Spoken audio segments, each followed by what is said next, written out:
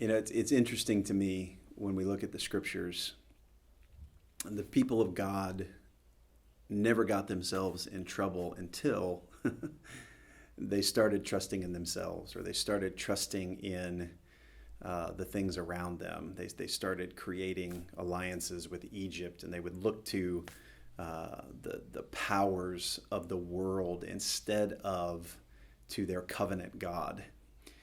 They never had too many problems until their eyes shifted away from God himself and their sustenance in God himself. And it's funny to me because I think my greatest human desire, my greatest human desire, I would say, is to not have any more felt needs.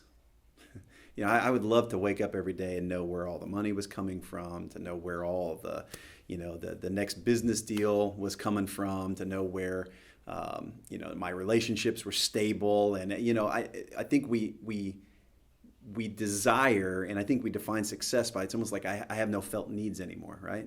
But God actually knows that that's the worst possible place for us, because the greatest human resource that we have is our trust and our faith in God. And so when we stop feeling that need, that desire, that need to turn to God, to look to our Creator for our sustenance and our trust, whether it's